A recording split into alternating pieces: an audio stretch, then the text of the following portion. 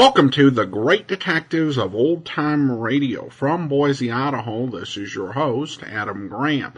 If they have a comment, email it to me, box13@greatdetectives.net. Follow us on Twitter at Radio Detectives and become one of our friends on Facebook, facebook.com/Radio Detectives.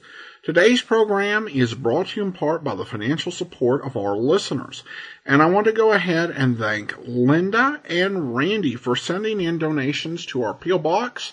Adam Graham, P.O. Box 15913, 15913, Boise, Idaho 83715. You can also become one-time supporter at support.greatdetectives.net. or by sending money to box13@greatdetectives.net through the Zelle app. You can become one of our ongoing Patreon supporters for as little as $2 per month. Just go to patreon.greatdetectives.net. Well, now it's time for today's episode of Rocky Jordan. The original air date is July the 25th, 1951, and this one is The Valley of the Dead. Now, starring George Raft, we bring you a world of adventure with Rocky Jordan. I'm Rocky Jordan. I run the Cafe Tambourine in Cairo. It's been said out this way, love strikes the speech dumb, the ears deaf, the eyes blind. Yeah, I've seen it happen. It's what you might call really losing your head over a dame.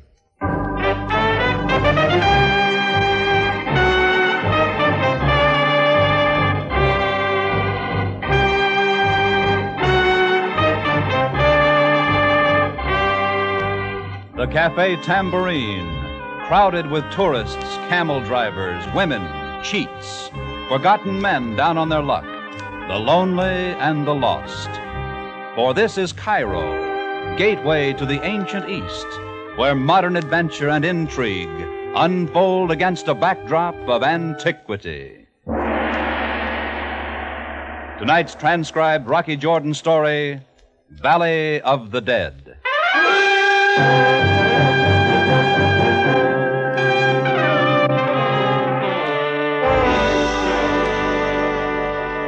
Hiya. Remember me? Chris, the barkeep at the Tambourine. Also the general dispenser of information. Yeah, Rocky Jordan and me have been buddies for years. And usually things go kind of smooth between us. Not always, though. I'm thinking of that Valley of the Dead deal when the blow-up between us sounded like the echo of an A-bomb.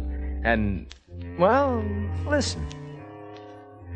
It was one of those quiet evenings around the cafe when it began. The crowd had thinned out, and a sad-faced legionnaire sat at the bar, staring into his half-empty glass of wine. A few locals were scattered around, lapping up some arak, and in the back booth, one of the more handsome young guides around Cairo was whispering into the ear of a sweet-faced tourist, and she was giggling.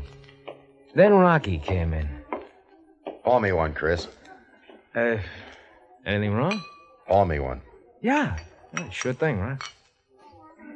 You, been for a walk? Yeah, I've been for a walk. Well, was wondering. Yeah. Rock, you drink? Oh, yeah. Thanks. Yeah. Things been kind of slow tonight. I was thinking maybe we could close up early. Julie's coming by. You two getting sort of serious? Yeah, A couple of cops just come in heading this way. Good evening, Jordan Bey. Oh, hello, boys. We are looking for someone. A man wearing a dark suit. We thought perhaps he might have come in here a few moments ago. Haven't seen him. Sorry. No, nobody come in the last few minutes except... What's happened, boys? There was a shooting at a small hotel several blocks from here. Oh, shooting, huh? Anybody get hurt? We are certain the man in the dark suit was wounded.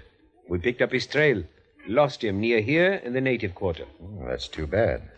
Yes. Thank you, Jordan Bey. Come along, Ahmed. I'm going back to the office. Close up whenever you want. Yeah, sure. I watched Rocky as he walked to his office. He opened the door, took just one step inside, and then fell flat on his face. I got over there on the double, locked the office door, and hauled Rocky to the couch. And that's when I saw it. The blood trickling down his hand. I put in a fast call to a doc who would keep his mouth shut, and while he was patching up the rock shoulder, I went out and closed up the cafe. A half hour later, when I got back to the office, the doc was gone, and Rocky was all business. Chris, you know a gent named Breezak? Breezak? No. How about a guy named Fabian? Risto Fabian. Well, do you? No. Are you sure? Yeah. For a minute there, I thought maybe I'd heard the name someplace before. I guess not. Here. Take a look at this. Check, huh? 20,000 pounds, boy, that's... Hey, Rocky, this check is made out to you. I thought you didn't know Fabian. Well, I don't. Then why would he write you a check for 20,000? Look, I don't know. Honest, Rock. Say, does this have anything to do with what happened back at the hotel? Yeah, but we don't have time for all that now. You got to get out of here. Lay low for a few days. Oh, now, wait a minute. Don't argue. Here's 50 pounds. Get moving. Not until you tell me what... You said you didn't know Breezak. You don't know Fabian. All right, I'll take your word for it. Now you take mine. Beat it. Now listen, Rock. And don't take your Fiat. You'll be spotted too easily. It's probably Julie. She must have come around the alley. I'll get it. Hello, Rocky. Come on in, Julie. Sorry I'm late, Chris. Oh, hello, baby. Well, what's the matter, darling? Oh, ask him. You two boys been having a quarrel? Out of the blue, just like that. Get out of town, he tells me. What? Well, Rocky, what is this? Well, if you want your boyfriend to stay alive, you better tell him to do as I say. Where's the Fiat, Julie? Well, parked out front. Leave it there. Here. Take the keys to my car. Get Chris up to Dave Amunyan's place. I'm going to walk down to police headquarters and have a talk with Sam Sabaya.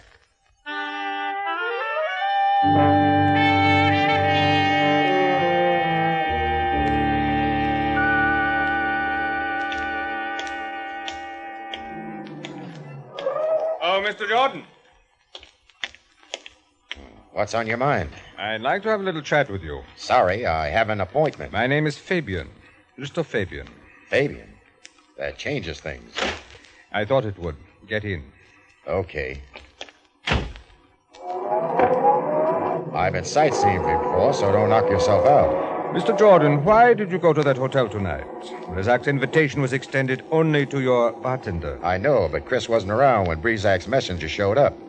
So I was asked to pass along the invitation. Which you did not do. That's right. Knowing Breezak as I do, I couldn't resist going myself. The fact that the messenger mentioned 20,000 pounds, that had something to do with it, too? You think I'm trying to cut in? That is exactly what I think. Suit yourself.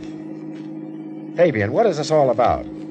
All I got from Breezak was double talk. And a bullet in the shoulder.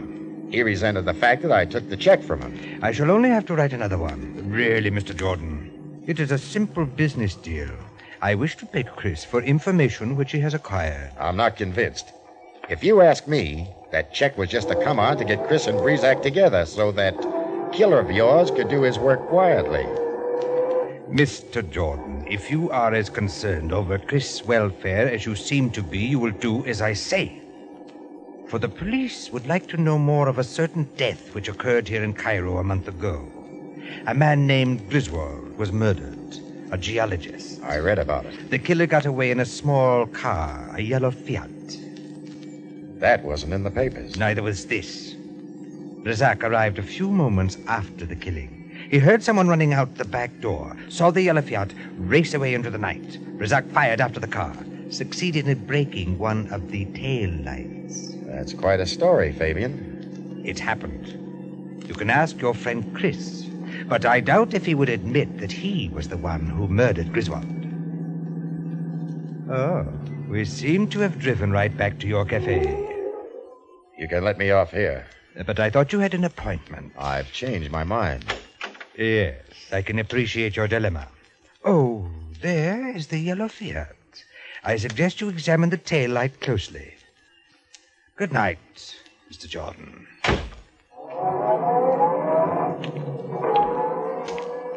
Jordan, What? Oh, it's you, Sam. admiring the little yellow car? What are you doing here? Waiting for you? What happened at the hotel tonight? What hotel? Jordan, when my men spoke to you in the cafe earlier this evening, they were not fooled. However, they thought it wise to confer with me before taking any steps. I don't know what you're talking about, Sam. Brezak, the shooting in the hotel room. What were you doing there, Jordan? And what is your connection with this man, Fabian? Fabian? Yes, Fabian. You never heard of him, eh? You stepped out of his car a few moments ago. Well, what have you to tell me, Jordan? Sam, I'm kind of confused. I can't tell you anything. Jordan, already there has been violence. I cannot allow... I can't tell you anything now, and nothing's going to make me, Sam. You'll have to give me some time. Jordan, tell me, are you protecting someone or yourself? A little of each, maybe. Don't press me, Sam. I won't give. Very well, Jordan. I shall bide my time. But if there is any further violence, I shall hold you personally responsible. Sure. Now, tell me something, Sam. Who is this Fabian guy?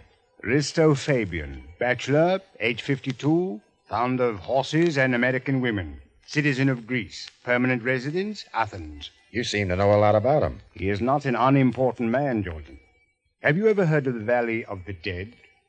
Sounds familiar. A great stretch of land in a country to the east owned by Mr. Fabian and now on lease to the Egyptian government.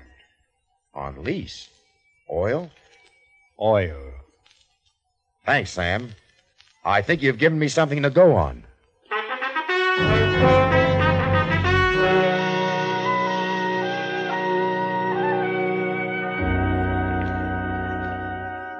Jordan, after all, I am only a government clerk, and this is all I know about the matter.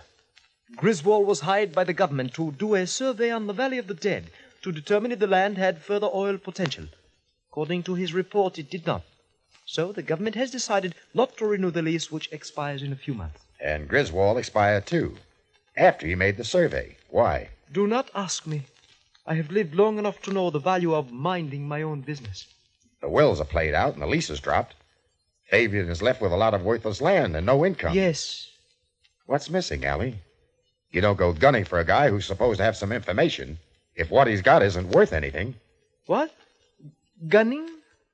Allie, how can I get my hands on a copy of Griswold's report? Griswold's house, perhaps, if there is anything left of his belongings. Or perhaps the girl who worked for him, Miss Ware, Julie Ware. Julie? You know her? Yeah. Thanks, Allie. Night. Good night. Rocky, look out! Look out! Rocky!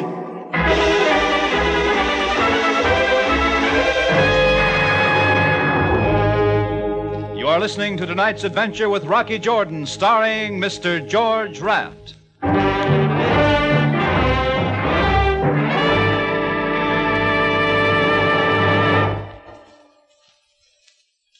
Dr. Christian's unique success with his patients is due as much to his keen understanding of people as to medicine. Every Wednesday evening on CBS, Gene Herschel stars as kindly Dr. Christian of River's End, bringing you stories full of warm understanding. Listen for Dr. Christian for another drama of real life, your next program over most of these same CBS stations.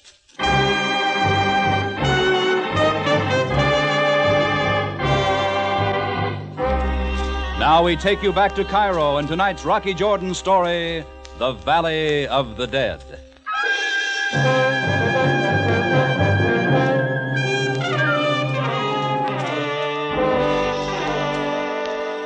The shots from the moving car tore some big holes in the front of Ali's house, but none of them caught the rock. He'd spotted the car, dove for cover. Well, he picked himself up knowing full well it had been Fabian and Brizac. And 10 minutes later, he walked into a low-slung apartment building not far from the Tambourine. First thing he caught was the low wail of a sax. He listened for a minute, and it took him back. But then it stopped, and he walked down to room 212 and knocked. He tried again, and a door came open. But it was the one at the next apartment. And standing framed in the archway was a redhead with a neckline that looked like it was diving for pearls. Hello. Hello. Looking for Julie? Yeah, Friend of hers? in a way. Want to come in and wait? She might be back soon. Well, thanks. Maybe I will. Mona Clark, USA. You're an American, too, aren't you? Uh-huh. Rocky Jordan. Shake. It's not that I don't like far-off places. You just want to see something familiar once in a while. Yeah, I know the feeling. I've got a pot of coffee fixed. Want some? If you got enough. Plenty. I'll get right away. Where are you from, Rocky? I mean in the beginning. St. Louis. Good town. New Orleans myself. Been there? Well, lots of times. Oh, do they still serve coffee and donuts in the French market? They did when I left. Gee, I miss it. Well, home next month. Never no more to roam. Until next time. Here. You and Julie pretty good friends? Pretty good. I'm trying to find out about a fellow named Griswold. Griswold. Definitely a meatball. One of those guys who live on a steady diet of vitamins, always with the play. Yeah, I get the picture. Julie worked for him, you know. He's been up here a couple of times. Julie's boyfriend caught up with him here once and knocked him down the stairs. Tall, sandy-haired fellow named Chris? Now, that's the one. I thought he'd kill Griswold. He was so sore. Of course, Griswold never bothered me. He knew I'd rap him with my sax. Sax? Was that you playing just now? Uh-huh. First sax, Billy Baxter's all-girl orchestra world tour. Give a listen. Like? Very good. How about this?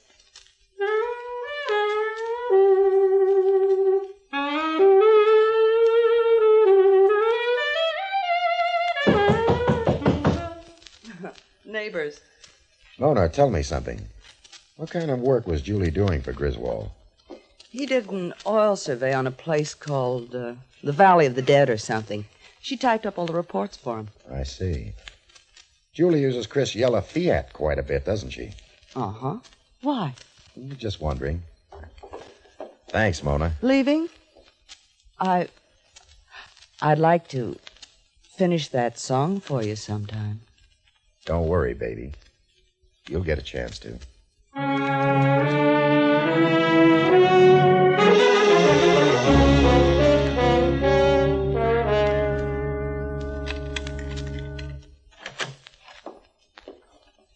Chris. Hi. What are you doing back at the cafe? You're supposed to be up at Dave Amunion's place. I'm not going any place until you tell me what you found out. All right. As near as I can make out, it goes like this. Risto Fabian thinks you killed Griswold. For information about the Valley of the Dead. Oh, Rocky, you don't believe that, do you? No, but Fabian does, and that's why Breezak's gunning for you. Chris, where's Julie? Well, staying with a friend at the Island House in Bullock. Is she in trouble, too? More than she knows. What do you mean? Chris, how did the taillight get broken on your Fiat? What's that got to do with it? Answer me. Well, Oh, yeah, I remember. Julie had the car that day. She said some kids broke it throwing stones. Sure. Chris, I'm going to tell you something you're not going to like. But I wouldn't say it unless I thought it was true. Well, go ahead. I'm listening. I think Julie's the one who killed Griswold. Rocky. It's lousy, I know, but it all fits. She typed Griswold's report on the Valley of the Dead. She's in the know. She drove your car that night. Not you. Don't you see you're playing a fall guy for a double-crossing, two-timing... Rocky, I'm sorry. I didn't mean to hit you. Forget it. But that doesn't change what I think. I'm going over to Bullock to see Julie. No, you're not. You go wandering around, you'll pick up a bullet. I'm going, Rock. You're not going to stop me. I guess I'll have to.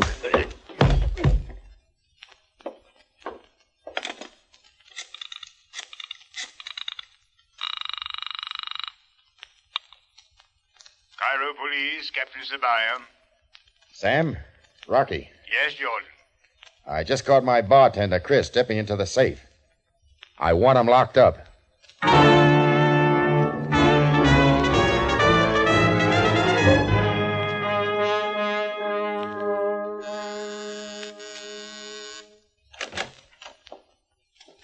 Hello, Julie. Oh, Rocky. Can I come in? Well, Packing? Yes, vacation. I thought I'd go up to Karnak for a few days. Kind of sudden, isn't it? What's that big envelope in your suitcase? Well, nothing. Just something I'm going to mail. Oh, let me see. Rocky! Oh, addressed to Julie Ware. American Express, Athens, Greece. Oh, I thought you said you were going to Karnak. Well, Fabian lives in Athens, doesn't he? What's inside of this, Julie? Leave it alone. You have no right to open it. Yeah, I know I haven't. Well, Griswold's report on the Valley of the Dead. This report any different from the one the government got? No. Give that to me. Take it easy. The other report said there was no oil in the Valley of the Dead. This one says there is. Give it to me. This is the correct one, isn't it? This is why you killed Griswold. Rocky. Yeah. Don't be angry with me. You don't understand how big this is. I don't. All right, let's work it out. Griswold did the survey on the land, found oil, and prepared this report. He was about to send it in, and I got smart, Rocky. I stopped him.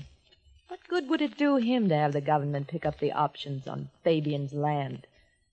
But if Griswold made a deal with Fabian to turn in a false report... The government would drop the option. Fabian would get his land back. Yes. Oil's worth a lot these days, to a lot of different people and countries. Price is high. Fabian could make a fortune. So Griswold went for your idea. Yes. Fabian went for the idea, too, because he'd already been approached by a representative of a foreign power. But that's when Griswold began to act like an idiot. He said he'd settle for 20,000 pounds. 20,000 pounds. That's less than $50,000. Fabian stood to make millions. So you and Griswold talked it over, and he ended up with a letter opener in his back. You waltzed off with the right report. Then you contact Fabian yourself and make a new deal. Yes, Rocky. And it can still be done. You and me, we can hit Fabian hard. A partnership in a billion-dollar business. Where's Chris? A nice, safe place. Why don't you get him out where it's not so safe? Fabian thinks he's the one who killed Griswold and knows about the oil. They'll be over in a minute. Fabian will go back to Athens satisfied. And then what? The day before the option comes due, you and I take a trip to Athens to see Fabian. We'll have partnership papers all drawn up. Fabian will have to sign them. It'll be too late for anything else. What do you say, Rocky? Lady, you're a louse. Rocky, what are you doing? Phoning the police. Oh, no, you're not. Put down that poker. Ow! Shoulder hurts, doesn't it? Oh! So long, stupid. What? Do not let my gun startle you, my dear. Fabian. May I come in? I have been following you, Mr. Jordan, for at length I have devised a method for bringing Chris, shall I say, into the range of Brizak's gun. Chris is out of reach, Fabian. He is in jail, I know. You will telephone Captain Sabaya and tell him you made a mistake. Tell him to release Chris. So Brizak can be picked off coming out of the station? Yes. He's standing across the street from police headquarters now, waiting. Let him wait. Mr. Jordan, you will take the phone and do as I say. Sure, I'll take it. There! But you pulled it out of the wall. That's right, and you can't find much use for it now. Mr. Jordan. Go on, pull the trigger. That'll get you nothing. Mr. Fabian. Yes, my dear? I know how to get Chris out of jail, if it would be any help to you. And why should you want to help me? Because I'm afraid you will be angry with me, through no fault of my own. All this and no music? Why should I be angry with you, my dear? Because I have this. Look, I believe this is something you want. Griswold's original report on the Valley of the Dead. Where did you get this? Chris gave it to me to hold for him. She's lying, Fabian. Silence. My dear, have you read this document? Oh, good heavens, no. It's full of such technical language I wouldn't understand it for a minute. Fabian, you're not going to go for this, are you? Chris doesn't know anything about this report. He didn't kill Griswold. She did. Oh, how can you say that, Mr. Jordan? Oh, he's lying, Mr. Fabian, to protect his friend. Yes, my dear, I understand. Tell me, how would you get Chris out of jail? Well, Chris and I have been quite friendly. It would be a simple matter for me to bail him out. Excellent. My car is downstairs. Mr. Jordan, you will drive. I shall sit by you with my gun in your side. Come, let's get started.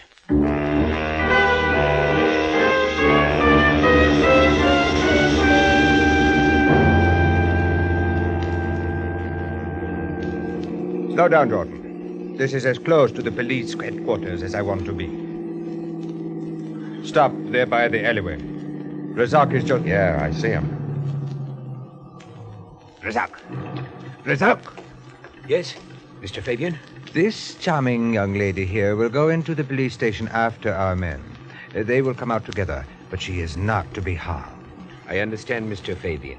She will not be harmed. Oh, Mr. Fabian, I think it might be better if I came out of the police station a few moments before Chris. So Mr. Brazak doesn't shoot me by mistake. An excellent precaution, my dear. Everything is clear then.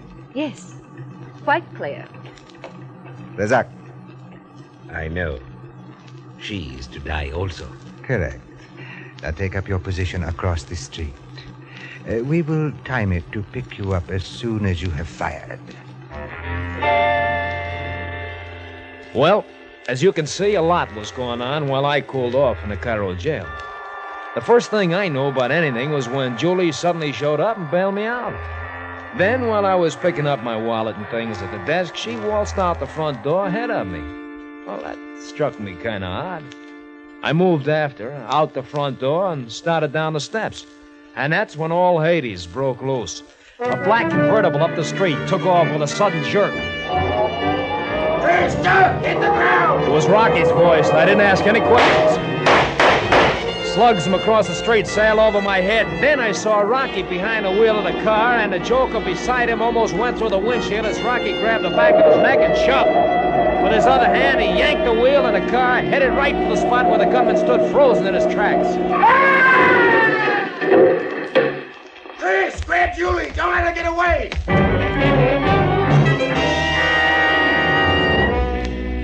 Well, by then I didn't need anybody to draw me a picture. I caught up with Julie halfway up the block and hauled her back. Captain Sabaya and a flock of cops had piled out of headquarters and taken over. And when Rocky got through talking, they had it all. A little later, Rocky, Sabaya, and me were heading along the street on the way to the Tambourine. I guess I did it up good this time, huh, Rock? Forget it, Chris. No, I don't want to forget it. I played the prize dope. I'm sorry. I apologize. Well, it's nothing to apologize over, Chris. It's one of those things that happen. Jordan is right, Chris. It happens. Why? Nobody knows. But nonetheless, it does. So many men, one time or another, are attracted by women of evil. You trying to tell us something, Sam? Well, as a matter of fact, Jordan, when I was a younger man, there was a dancer from Algiers who... You too, huh? Thanks, Captain. I'll turn off here, Rock, and go on home. See you at opening time as usual? Sure. See you then. He will be all right, Jordan. Do not concern yourself over him. Sure, Sam. He'll be all right. Observe, Jordan. A new day. The city of Cairo awakes. Yeah, and the tourists will be pouring out on the streets before long. And already the vendor is striving to attract them to his shop. Jordan, listen. The call of the East. What is that? That, Sam, is the call of the West.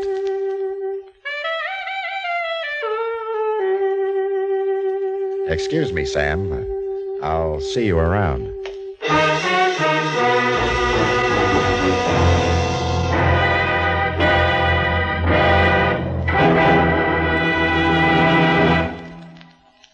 Our star, Mr. George Raft, returns in just a moment. The flood victims of Kansas, Missouri, Oklahoma, and Illinois are depending on you. Those whose lives have been jeopardized, whose homes have been destroyed, urgently need your assistance. The President of the United States has asked the American public to contribute at least $5 million through the local chapters of your American Red Cross for the relief of these citizens. So it's up to you. Give generously through your local Red Cross chapter. Help the flood victims. They need you. Now, here again is the star of our show, Mr. George Raft. Thank you. Well, Julie was quite a doll. Tall, big brown eyes, honey-colored hair. As far as Chris was concerned, she was out of this world. The law being what it is, she soon will be. Well, see you next week at the Tambourine. Until then, Saida.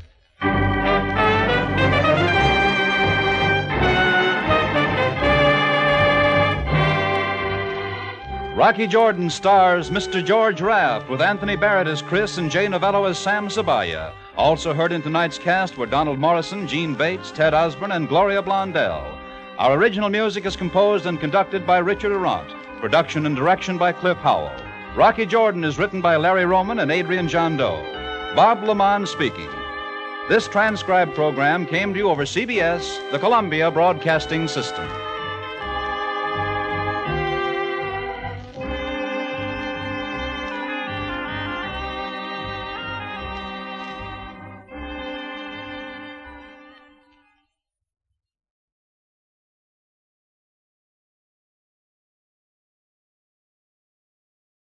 Welcome back. Well, a solid episode where we probably got to hear more with Chris than we have any other episode. And we also got to see some other members of the Cairo Police Department operating in a less belligerent way than would be typical with Greco. Also, I did really like the saxophone bits. That was fun, even though the character was really just kind of minorly related to the story. I just enjoyed the saxophone that much. I thought it was definitely justified. All right, well, some listener comments and feedback. Randy writes, great show. Thanks for putting it on. Thank you, Randy. And we have some comments on the lady from Tangiers. We start with this from Joey, who writes in regarding Sergeant Greco. And this is from our Facebook page. Joey writes, I'm torn between Greco being incompetent or just having that much hate and mistrust of Rocky. Rocky has unintentionally embarrassed Greco many times. Fair point. And then we also have Bill saying, so now we have Lieutenant Greco. I'm wondering if he was promoted to a desk job to keep him off the streets as much as possible. His attitude has not improved with his promotion. Generally, promotions don't help people with bad attitudes, so that definitely be the case. Then we have quite a few on George Raft. Michael emails in, and he says, hi, Adam. I've been listening for a number of years, and I've enjoyed pretty much every show, but the George Raft, Rocky Jordan shows are tough to take. After the Jack Moyle shows that exhibited passion and humor at times, Raft sounds like he is bored, and at best phoning his character in when he plays Rocky. Why did they ever change from Jack Moyles? Well, Michael, it's important to understand that Rocky Jordan was off the air. And so there wasn't a Moyle show active.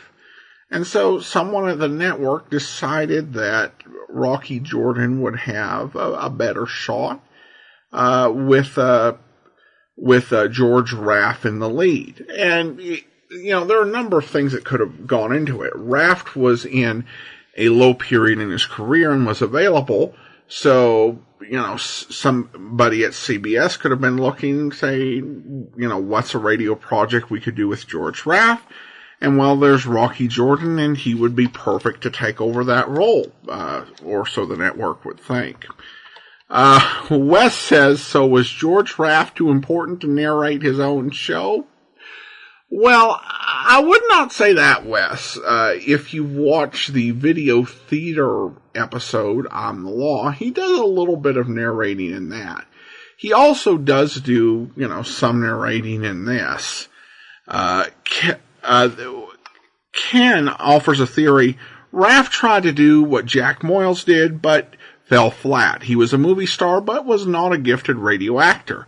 The producers had to bring a narrator to give the show some life. Well, that's a possibility. I do think that particularly this episode shows they were trying to give Chris, you know, a bigger role. And they brought in Tony Barrett, who was a really talented radio performer. The narration served to give him something to do on the program. Particularly if they were paying him above a scale, that made sense. So I don't know if it was a judgment on Raff's talent or just a play to, give Tony Barrett something to do. It just, regardless, doesn't work quite well.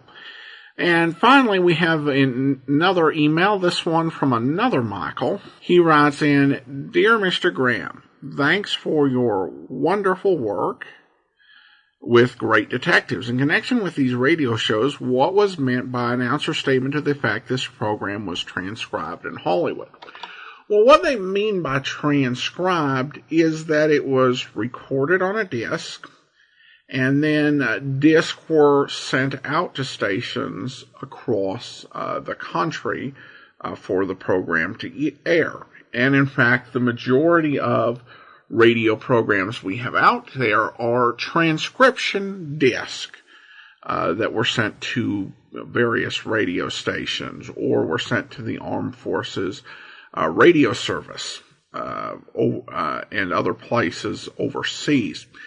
So that's what it means. It means it's recorded on a transcription disc and then sent out to the various stations as opposed to being recorded live and aired across the country in that fashion.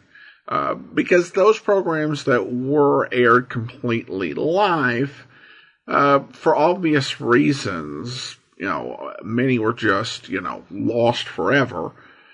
So you'll hear by transcription, which means, through the transcription disc, and the location it was recorded in was Hollywood. Thanks so much for the question, Michael. And that will actually be all for today. I do want to go ahead and thank our Patreon supporter of the day. Thank you to John. John has been one of our Patreon supporters since May 2017, currently supporting us at the Shamus level of $4 or more per month. Thank you so much for your support. Join us back here tomorrow for Boston Blackie. Next Wednesday, our last episode of Rocky Jordan. In the meantime, send your comments to box13 at greatdetectives.net. Follow us on Twitter at Radio Detectives and become one of our friends on Facebook, facebook.com/Radio Detectives. From Boise, Idaho, this is your host, Adam Graham, signing off.